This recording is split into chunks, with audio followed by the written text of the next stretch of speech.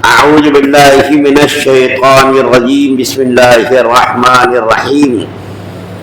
كذب أصحاب الأيكة المرسلين إذ قال لهم شعيب ألا تتقون إني لكم رسول أمين فاتقوا الله وأطيعون وما أسألكم عليه من أجر إن أجري إلا على رب العالمين.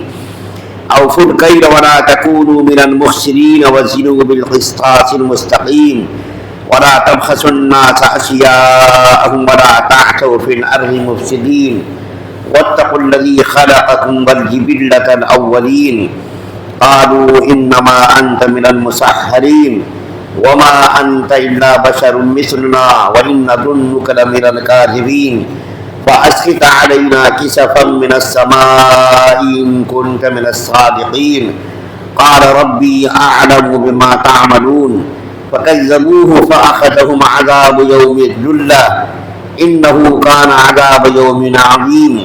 إن في ذلك لآية وما كان أكثرهم مؤمنين وإن ربك لهو العزيز الرحيم.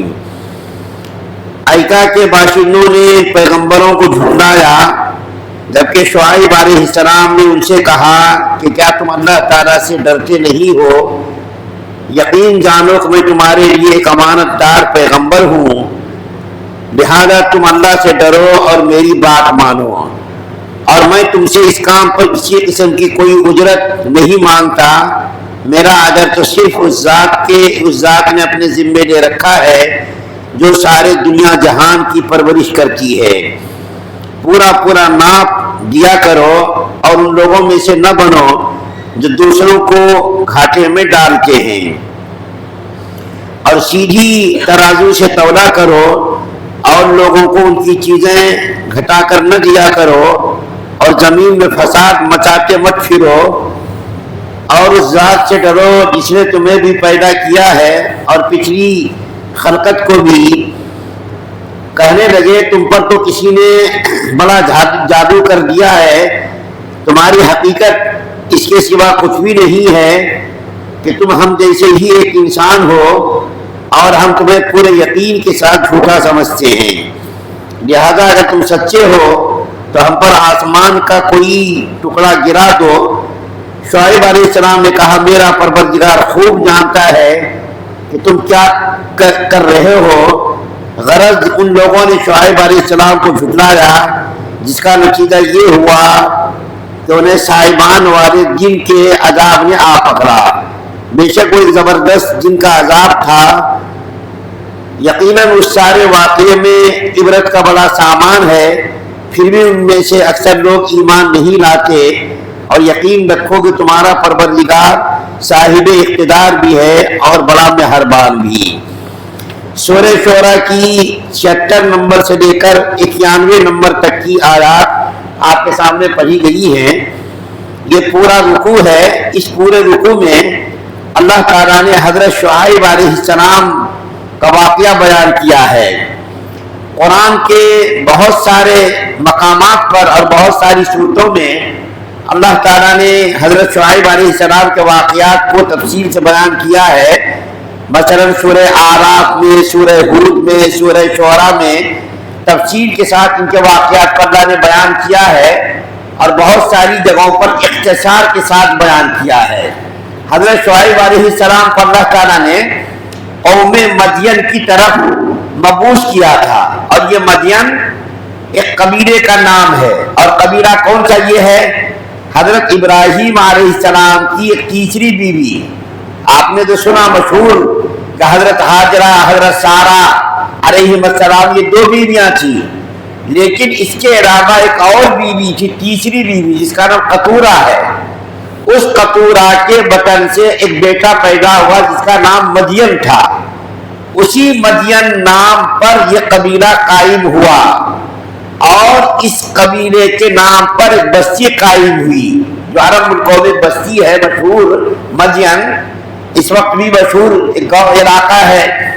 تو اللہ تعالیٰ نے دو چیزوں کا ذکر کیا ہے۔ ایک تو یہ کہ اصحاب الایکا، ایکا جس کو کہتے ہیں گھنے جنگل کو کہتے ہیں۔ بعض مفسرین کہتے ہیں کہ یہ مدین اور ایکا دونوں ایک ہی قبیلے کا نام ہے، لیکن بعض مفسرین کہتے ہیں کہ مدین ایک الگ قبیلہ تھا، ایکا ایک الگ قبیلہ تھا۔ یہ ایکا کے جو لوگ تھے ایک ایسے مقام پر بسے ہوئے تھے جہاں گھنے جنگلات تھے، چشمے اور باغات تھے۔ تو گھنے جنگلات کے قرب و جوار میں جو لوگ بستے تھے ان کو ایکا کہا جاتا، اصحاب ایکا۔ اور مدین جو شہری علاقے میں بستے تھے اس کو کہا جاتا ہے مدین۔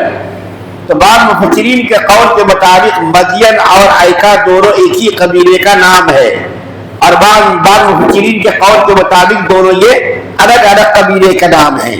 تو بہرکیف اس قبیلے کے اندر جب کفر اور شرک پھیلنے لگا اور لوگوں میں بت پرستی پھیلنے لگی اور اللہ وحدہ لا شریک کو انہوں نے فراموش کر دیا، تو سابقہ ہلاک شدہ قوموں کی طرح اللہ تعالیٰ نے ان کی ہدایت کے لیے حضرت شعیب علیہ السلام کو ان کی قوم کے اندر بھیجا، یعنی مدین کے اندر۔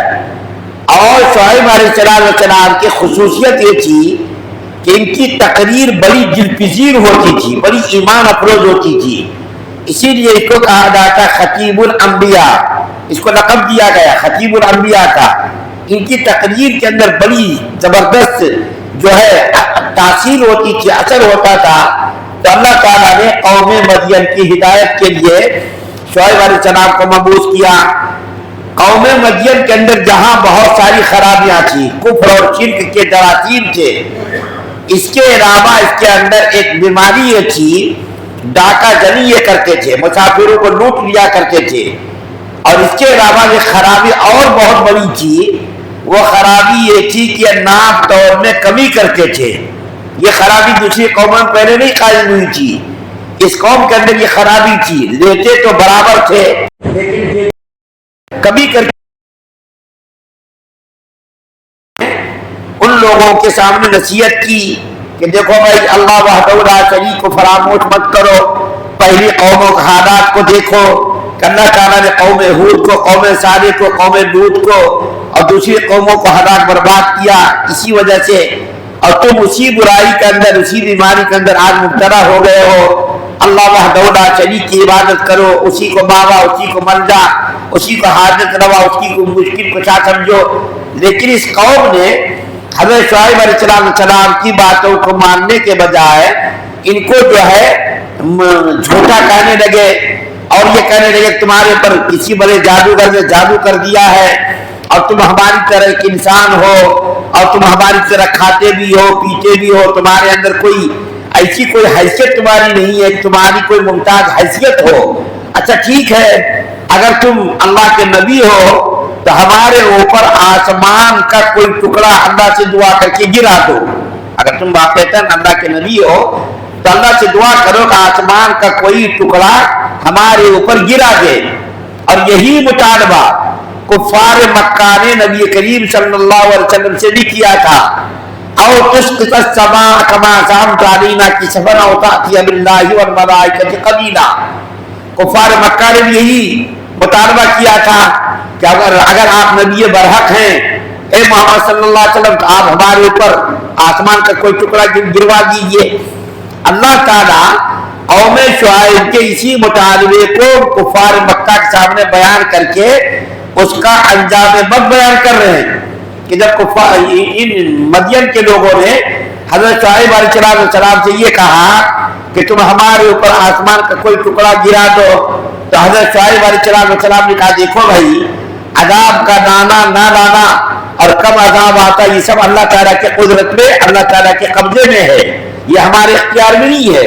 عذاب کا لانا، عذاب کا ٹالنا، ہلاک اور برباد کرنا، یہ سارے اختیارات اللہ نے اپنے قبضے قدرت میں رکھا ہے، تو تم اس قسم کا مطالبہ مت کرو۔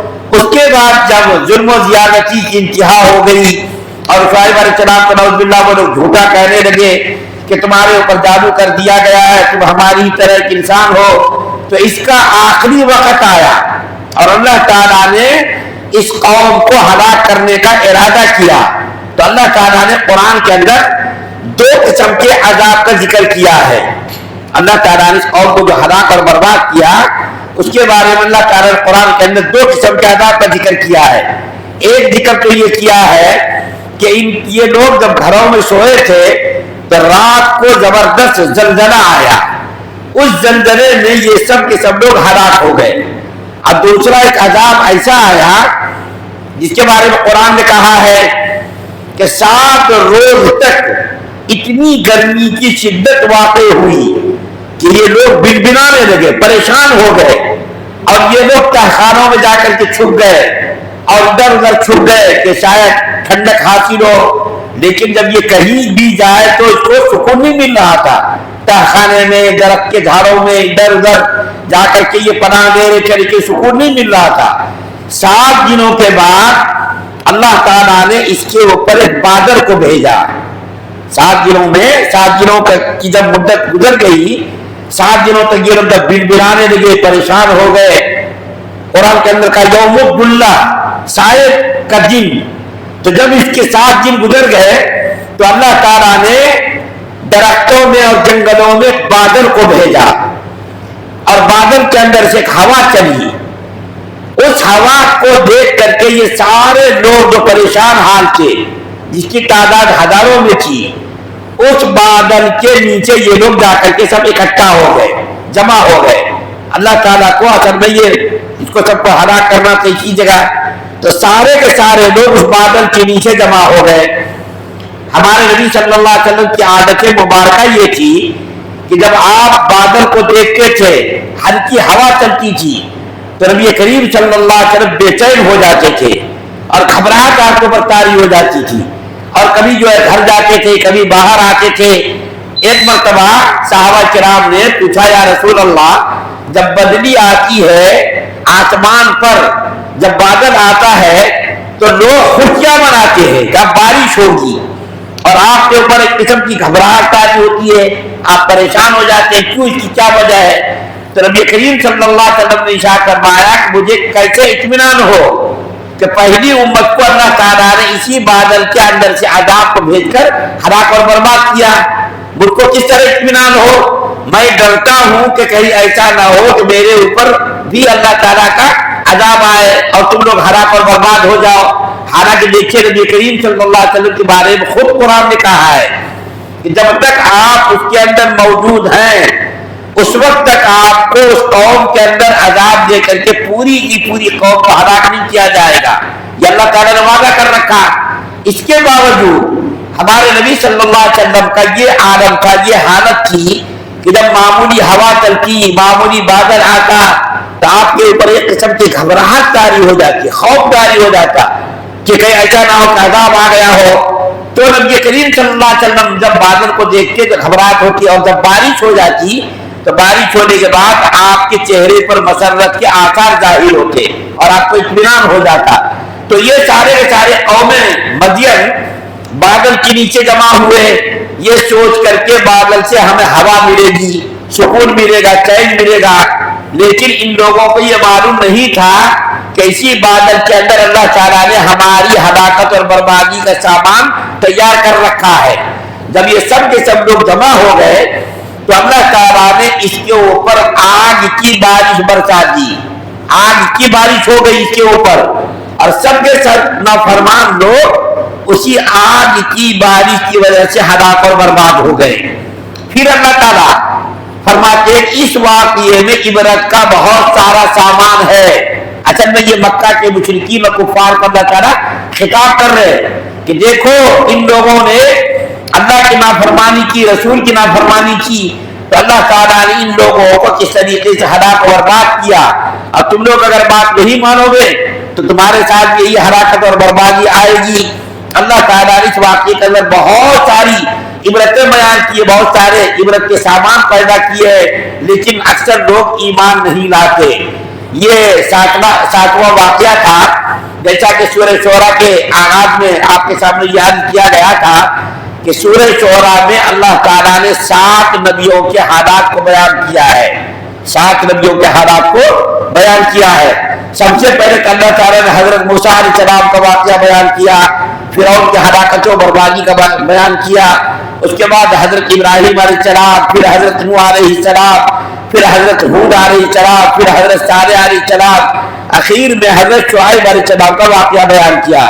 ان 7 واقعے کے مکمل ہونے پر اللہ تعالیٰ نے ہر نبی کے واقعے کے مکمل ہونے پر فرمایا کہ اس واقعے میں عبرت کا بہت سارا سامان اللہ نے جمع کر رکھا ہے، لیکن اکثر لوگ نہیں مانتے۔ تو ساتوں نبیوں کے واقعات کو الحمدللہ آپ کے سامنے قدر تفصیل سے بیان کیا گیا ہے۔ اس کے بعد دوسرے مضمون کو اللہ تعالیٰ نے بیان کیا، جس کو بیان کیا جائے گا۔ اللہ سے دعا ہے کہ ہم سب کو اللہ تعالیٰ ایمان کامل نصیب فرمائے، کفر سے، شرک سے، نفاق سے، بدنیتی بد اخلاصی سے ہم سب کی حفاظت فرمائے، جنت کا داخلہ مقدر فرمائے، جہنم سے ہم سب کی حفاظت فرمائے۔ سبحان اللہ و بحمدہ، سبحانک اللہم و بحمدک، ونشہد ان لا الہ الا انت۔